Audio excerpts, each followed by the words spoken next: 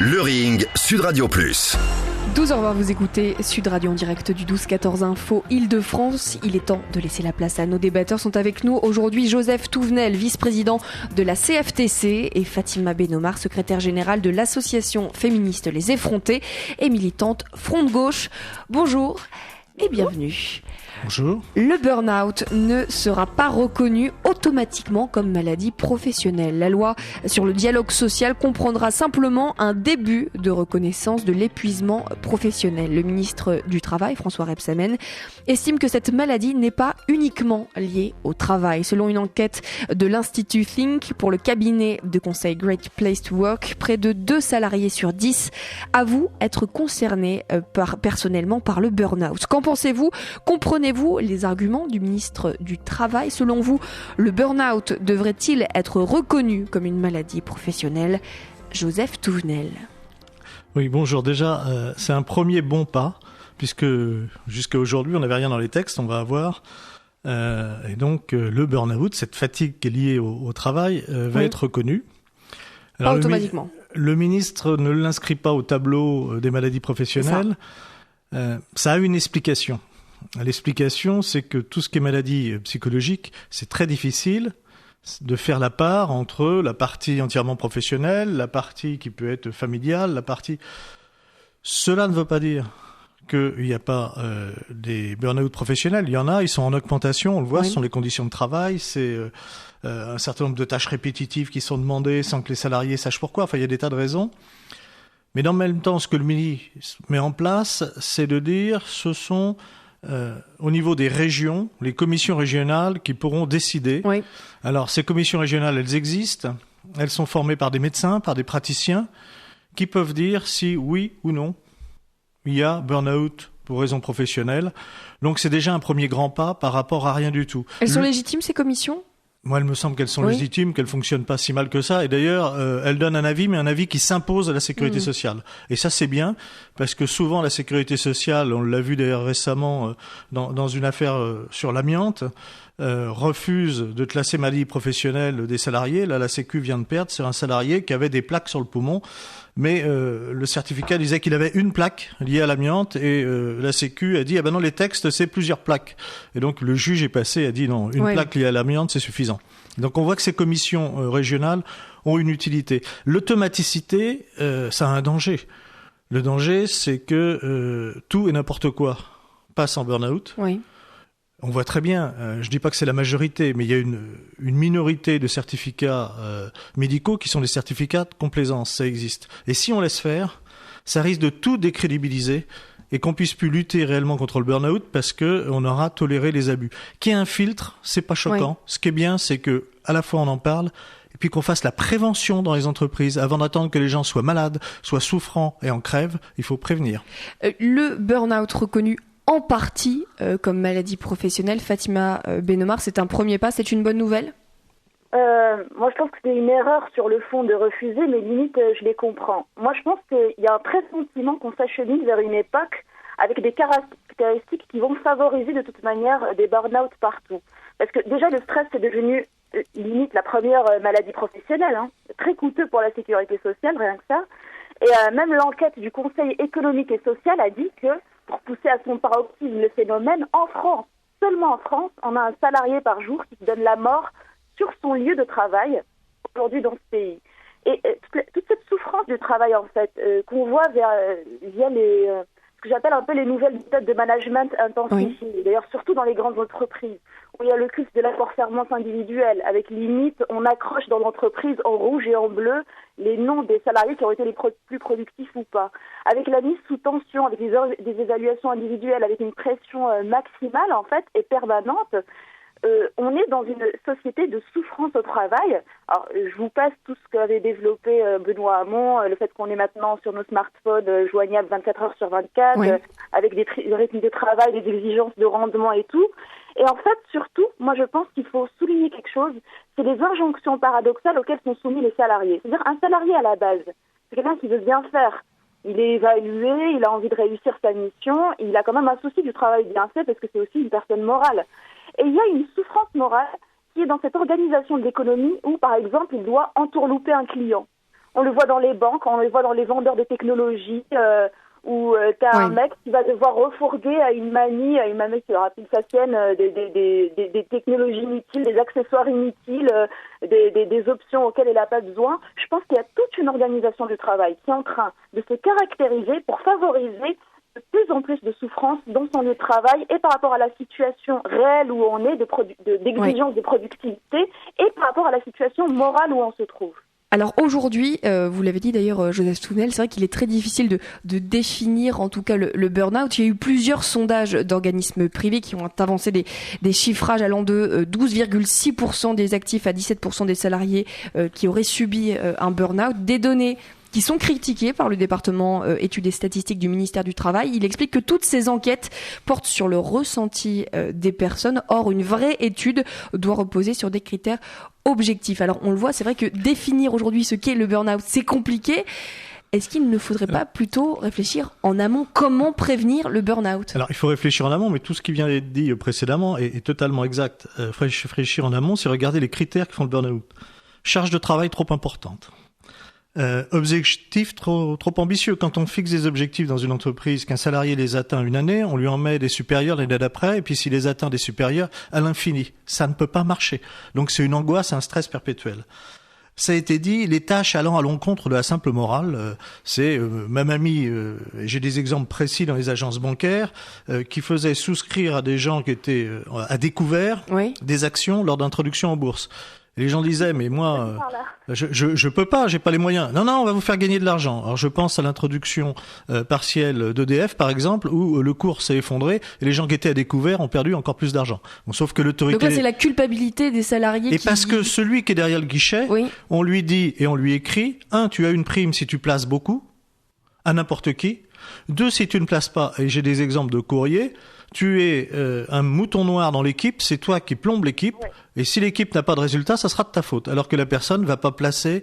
voilà, ça c'est un cas réel, avéré, que j'ai vu de mes yeux. L'organisation du travail en elle-même peut être facteur de stress, et de plus en plus. Et puis une production folle. On va me demander de produire. Le manque d'autonomie, c'est-à-dire le manque d'autonomie des salariés, ils ont une tâche, ils savent pas pourquoi, on leur explique pas. Ils sont pas co-décisionnaires. Il y a un manque de pédagogie. Bien sûr, parce que quand je fais un travail, il faut que je sache pourquoi, que je comprenne, et ça, il y a des méthodes maintenant de management où on nous demande juste de faire des gestes répétitifs, même des tâches commerciales répétitives, sans savoir. Et puis le déséquilibre entre l'effort que je vais fournir et la reconnaissance. Quand je suis pas reconnu, j'ai l'impression que j'ai mal fait mon boulot, même si je l'ai bien fait. Et ça, c'est un gros facteur de stress. Alors tout ça, plus le faible soutien social, c'est-à-dire quelqu'un qu'on va isoler dans une équipe. Tout ça, c'est des causes. Il y en a d'autres. Alors toutes les entreprises, c'est pas ça. Il n'y a pas un mal-être permanent dans toutes les entreprises, mais ça se développe. Quand vous avez dit 17 à 10%. Oui. Alors, je pourrais prendre fourchette basse, mais rien que 10% des salariés qui sont en très très grande souffrance, c'est-à-dire qui sont malades de leur travail. Voilà, c'est beaucoup trop. Alors, de la fatigue au burn-out, il n'y a qu'un pas, et c'est vrai qu'il est difficile de savoir si oui ou non il y a maladie professionnelle à travers ce surplus de pression, de stress. Fatima Benomar, reconnaître le burn-out, c'est vrai que c'est compliqué. Comment le prévenir ? Vous avez parlé d'une réorganisation du travail. Quelle est votre suggestion, en tout cas votre avis sur cette question ? En fait, on voit en ce moment se développer toute une idéologie, l'économie positive, parce qu'on voit par rapport à tous les éléments que je vous ai soumis tout à l'heure, une vraie atteinte à l'estime de soi. Et aussi, il y a une deuxième injonction paradoxale aussi, c'est qu'on a des exigences de plus en plus élevées et des moyens de plus en plus bas pour bien faire son travail. Donc ça, c'est un deuxième problème moral. Et puis, alors ça, ce sont les faits, mais les solutions. Justement, on le voit aussi par rapport à la flexibilité. Moi, je le vois beaucoup par rapport au travail morcelé des femmes. C'est-à-dire qu'aujourd'hui, comme tout était déréglementé, on lutte pas contre le recours systématique à des CDD, à du temps partiel. Qu'est-ce qu'on a ? On a une femme salariée en général précaire aujourd'hui. C'est quoi ? C'est une nana qui va faire la nounou le matin, puis après qui va faire 3 heures de caisse dans un magasin, et puis après elle va faire vendeuse, puis après le soir elle va faire nounou ou femme de ménage, voilà. Donc c'est tout un travail. Le CDD favorise le burn-out ? Ça, c'est évidemment. Là, en fait, c'est limite si c'est pas le pétage de plomb. Et en fait, ce qu'il faut, c'est réglementer la loi du marché. D'ailleurs, je vous invite à aller voir ce magnifique film avec Vincent Lindon, La loi du marché. On le voit où, pour survivre, il doit fliquer ses propres collègues parce que les patrons veulent en virer. Donc, ils doivent trouver des prétextes et on est en situation de devoir vendre finalement la peau de leurs collègues. Ça, c'est une réalité. Pour moi, c'est pas une maladie professionnelle. Le burn-out, c'est une maladie civilisationnelle, limite. Donc, je pense qu'il y a... Vous savez, je vais faire un raccourci un peu historique. Oui. Toutes les religions, qui pour moi émanent de l'humain, et toutes les pensées philosophiques, qui sont antiques, nées en Grèce, tout ça, ont prohibé une société de libre pouvoir du marché et d'accumulation de richesses. Et quand on a commencé à voir, et même jusqu'à une période assez récente, finalement, les premiers pas d'un petit capitalisme commercial, c'est quoi? C'est le 15e siècle, jusqu'au 19e siècle, où alors là, il s'est autonomisé de toutes les règles morales, travail des enfants, surexploitation, et tout nous a mené petit à petit. Qu'est-ce qu'on a vu avec les jeux des spéculations financières, avec la compétition sauvage entre les États-nations qui commençaient à naître et les entreprises? On arrive à quoi? Années 30, Grande Dépression, montée du fascisme, destruction de la société. Et quand même, l'après-guerre en a tiré une leçon. Elle a dit, peut-être que nos vieux n'avaient pas complètement tort et qu'une moralisation et un contrôle politique du marché est important. Et c'est comme ça qu'on a écouté ce que disait le CNR et que finalement on a réglementé le marché, on a réglementé les loyers, le pain, on va donner la parole. Et là, on est en train de tout déréglementer. À Joseph Touvenel, Fatima Benomar. Encore une fois, en ère très fasciste. Et je pense que c'est quelque chose à souligner. Joseph Touvenel, j'aimerais revenir sur ce point puisque Fatima Benomar, pense que le CDD favorise le burn-out. Votre avis sur cette question? Est-ce qu'effectivement, aujourd'hui, les contrats à durée déterminée favorisent le burn-out? Alors, c'est pas systématique, mais ça peut. Et c'est la précarité, c'est la systématisation, c'est l'augmentation. Un CDD, si c'est pour aller faire les vendanges... il y a beaucoup de burn-out en perspective, parce qu'aujourd'hui, on embauche quasiment qu'en CDD. C'est pour ça que ça augmente. Alors, on embauche en CDD et après, on peut aller en CDI. C'est pas systématique, mais c'est aussi une voie qui... mais plus on va réduire la voie... En fait, plus les gens sont dans la précarité, et le CDD... c'est quand même un système de précarité. On détourne les textes. Un CDD, c'est mon exemple des vendanges. Oui, d'accord. CDD pour la durée des vendanges. Le remplacement d'une femme enceinte. OK. Le temps du congé maternité. OK, très bien. Mais aujourd'hui, c'est quasi systématique. On met une pression. Et ça a été très bien dit. Il faut avoir un peu le recul historique. Ce qui a été dit est tout à fait exact. C'est la marchandisation de l'humain. C'est-à-dire qu'on retire à l'humain sa dimension autre que marchande, et maintenant on nous considère que si on est capable de produire ou si on est capable de consommer, et sinon on nous jette. Et l'exemple qui est fait, on le voit dans les salariés du commerce, l'inquiétude que j'ai, conserver mon poste, parce que je suis en CDD. Généralement, dans les grandes enseignes, j'ai un salaire qui est inférieur au salaire minimum parce qu'on m'emploie sur une durée réduite. Oui. Donc boucler mes fins de mois. Quand je suis mère célibataire, il faut quand même que j'aille récupérer mes enfants. En région parisienne et ailleurs, mais en région parisienne particulièrement, regardez les problèmes de transport. Moi qui prends les transports en commun tous les jours, je peux vous dire qu'hier, j'avais prévu d'être à 8h45 à Pantin en venant de Maison-Alfort, et j'y étais joyeusement à 9h30. Parce que sur la ligne D du RER, ça allait pas, sur la ligne 7, ça allait pas, sur la ligne 5, ça allait pas. Ça, c'est la réalité. Et tout ça forme et fait monter cette angoisse et ce burn-out. Ouais. Il faut revenir à une société qui est une société peut-être moins rapide, moins productiviste, mais plus au service des hommes et des femmes. Il nous reste moins d'une minute. Du coup, effectivement, une société moins productiviste, c'est quoi, dans les faits, les solutions? En tout cas, ce que vous proposez, vous, Joseph Touvenel, qu'est-ce qui pourrait faire que l'on diminuerait ce burn-out? Un exemple simple. On interdit l'ouverture des grandes surfaces le dimanche pour permettre à des milliers et des milliers de salariés de se retrouver en famille, vie associative, vie personnelle, vie familiale, vie spirituelle. Ce sont des temps en dehors de la consommation et en dehors de la production. Fatima Benomar, il vous reste 30 secondes pour conclure ce débat. Complètement d'accord, mais je pense aussi qu'il faut arrêter de mettre en concurrence les collègues entre eux, par exemple, avec la facilitation des licenciements, avec toute la facilité où on peut retomber dans la précarité. En gros, on est dans une ambiance de travail où on dit attends, s'il faut qu'il y en ait un qui saute, il ne faut que ce soit pas moi. Alors bonjour l'ambiance et la cohésion sociale qui peut exister dans le monde du travail. Le Ring, Sud Radio Plus.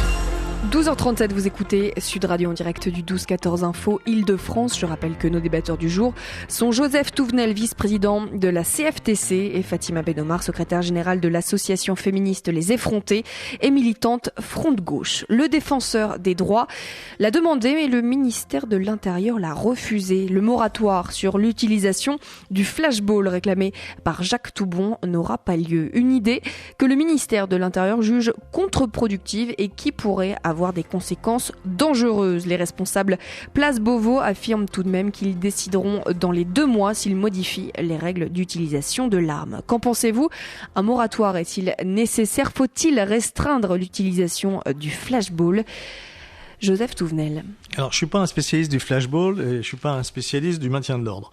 Cela dit, j'ai l'habitude de manifester depuis des années et des années. Oui. Et moi, ce qui m'intéresse, c'est la proportion employée entre la liberté nécessaire de manifester et un maintien de l'ordre qui est un maintien de l'ordre normal, c'est-à-dire que, et j'ai pu noter que quelquefois c'était proportionné, mais j'ai pu noter que certaines fois les forces de police intervenaient de façon totalement disproportionnée avec une violence par rapport à des manifestants pacifiques, ce qui est inacceptable, et j'ai pu noter d'autres fois où elles restaient tranquillement sans bouger alors qu'il y avait des gestes de violence ou à l'encontre des manifestants, ou des provocateurs. J'ai souvenir de manifestations du CPE, par exemple, où il y avait des gens qui étaient visiblement pas des manifestants normaux contre le CPE, qui incendiaient les voitures dans le 7e arrondissement au fur et à mesure qu'on passait, avec la police qui restait sans intervenir. Et donc ce que je veux dire par là, c'est qu'à un moment donné, la question qui se pose, c'est: est-ce que la police fait son travail et l'autorité hiérarchique, parce que c'est le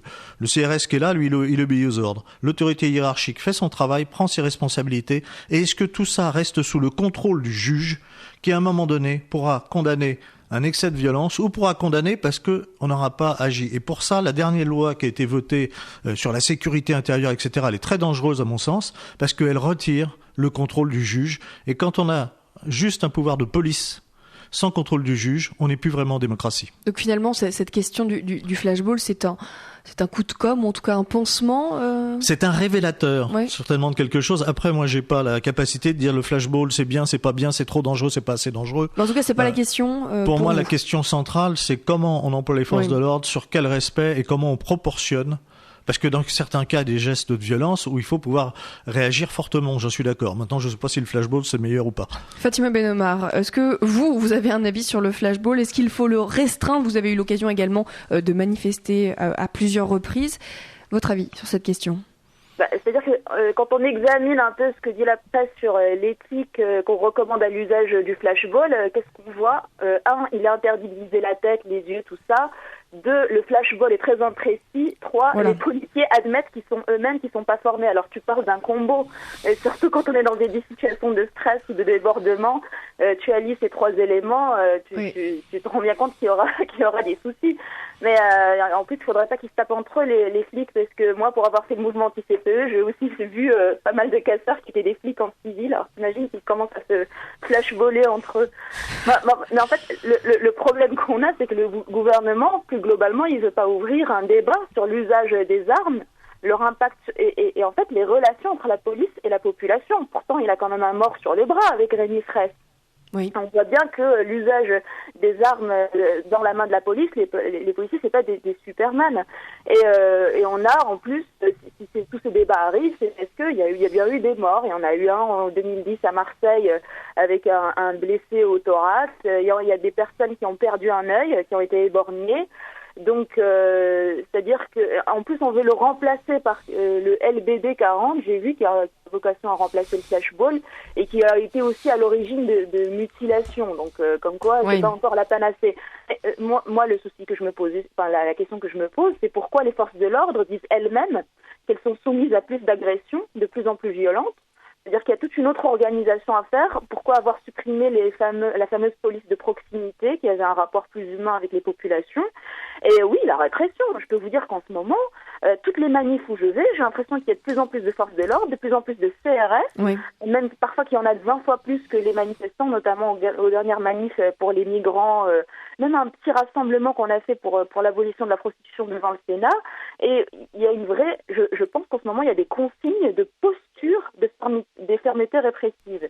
Et aucun débat public pour l'accompagner. Oui. D'ailleurs, c'est la même chose pour la loi renseignement. Alors Fatima Bennomar, vous réclamez donc un débat public par rapport notamment à la relation entre les forces de l'ordre et la population, puisque on le voit, il y a une défiance aussi de la part de la population, malgré avec les attentats de Charlie Hebdo, on a quand même les forces de l'ordre ont un peu redoré leur blason, si je puis dire. Mais est-ce qu'aujourd'hui c'est ça le problème, Joseph Touvenel, c'est la relation oui, entre parce ces que forces c'est un problème qui doit être permanent. Ça doit être vu en permanence.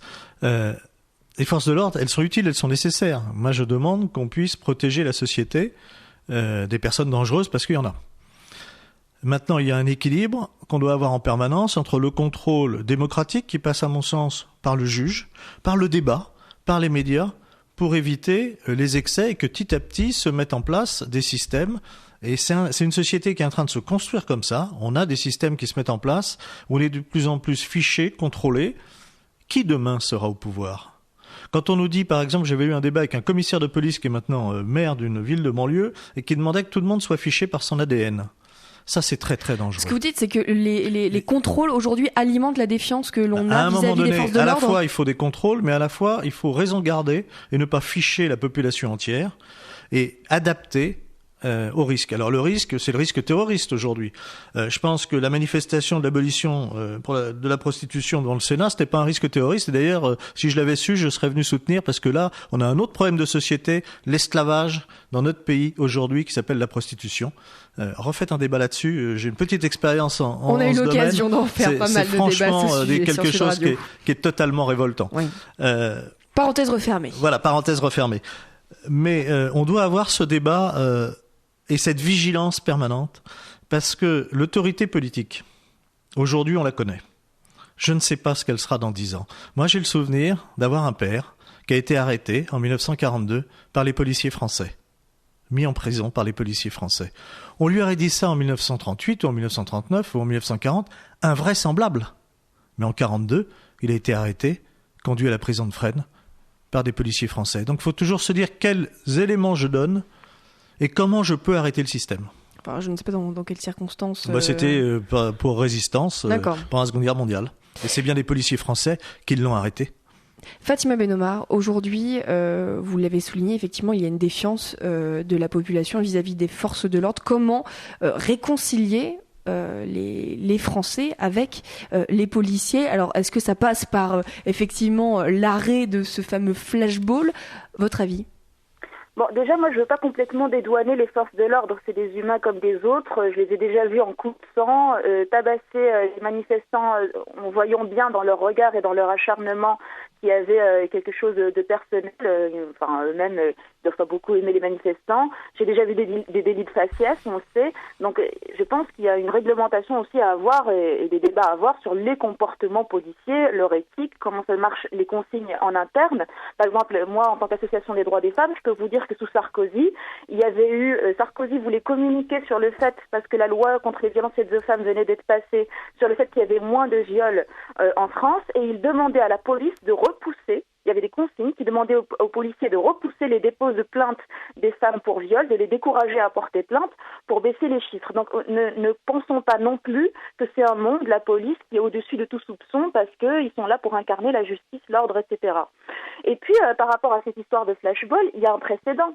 C'est-à-dire que là, on a le défenseur des droits qui a rédigé cette recommandation pour un moratoire, mais il y a un précédent, son ancêtre. Donc, c'était la Commission nationale de déontologie de la sécurité avait déjà recommandé la même chose. Tout à fait. Pas de flashball lors des manifestations sur la voie publique. Même l'inspection générale de la police nationale avait recommandé l'abandon du flashball, c'était en mai dernier. Voilà, la police des polices aussi a mis son grain de sel le 21 mai, comme vous avez dit. Et l'État, le 9 juin dernier, a été condamné par le tribunal administratif de Nice par rapport à un tir flashball contre un supporter niçois. Et c'était quoi l'argument du tribunal? C'est qu'il considérait que l'usage du flashball est une arme qui comporte des risques exceptionnels. Donc, comme quoi, il y a quand même des procédures même judiciaires. Et en toute connaissance de cause, avec tous ces éléments, et vu l'imprécision donc qu'on prête à cette arme et l'irréversibilité des dommages, hein, comme j'ai dit tout à l'heure, quand on est tué ou éborgné, tout ça, je pense que c'est quand même un petit peu fort de café de la part du ministère d'avoir écarté la question de sa remise en cause, finalement, de sa remise en question sur ce sujet. Alors, il nous reste moins d'une minute, Joseph Touvenel, pour conclure. Pour conclure, c'est le comportement des hommes et des femmes, donc y compris les policiers. Effectivement, dans la police, il y a des gens très bien, des gens moins bien. Comme dans le syndicalisme, ça c'est humain. À nous de mettre en place les barrières pour canaliser ceux qui sont moins bien et les sortir de ces zones de responsabilité. Coup de cœur. Coup de gueule. Eh bien, on enchaîne tout de suite avec un coup de gueule de Fatima Benomar. On vous écoute. En fait, c'est en soutien à la Maison des Femmes de Paris. C'est un endroit super qui existe dans le 12e arrondissement, un endroit où on reçoit les femmes en permanence pour qu'elles se confient sur les violences qu'elles subissent, etc.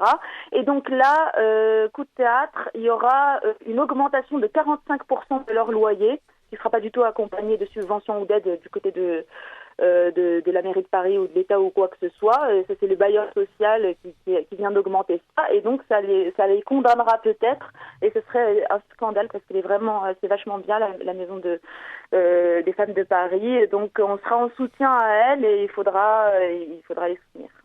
Eh bien, c'est noté. Merci pour ce coup de gueule, Fatima Benomar. Joseph Touvenel, vous, ce sera un coup de cœur aujourd'hui. Alors, c'est un coup de cœur au tribunal administratif et une décision de justice qui vient de condamner l'État à indemniser les familles d'enfants autistes qui, faute de place en France, sont obligés d'aller en Belgique. La réalité, c'est que vous avez un enfant autiste ou un jeune adulte ou un adulte, il n'y a pas de place en France. Alors, on vous dit, mais il y en a en Belgique. Quand je suis un père, une mère, un frère, une sœur, comment je fais pour avoir le lien humain, social, familial quand mon fils, ma fille, mon enfant est à 300, 600 000 kilomètres de là? C'est totalement inhumain et c'est bien que l'État soit condamné. Il faut le condamner encore plus lourdement parce qu'il y a une priorité, s'occuper de ces adultes, de ces enfants handicapés. Merci pour ce coup de cœur, Joseph Touvenel. Merci en tout cas d'avoir été avec nous. Je rappelle que vous êtes vice-président de la CFTC et Fatima Benomar, secrétaire générale de l'association féministe Les Effrontés et militante Front de Gauche. Restez avec nous dans un...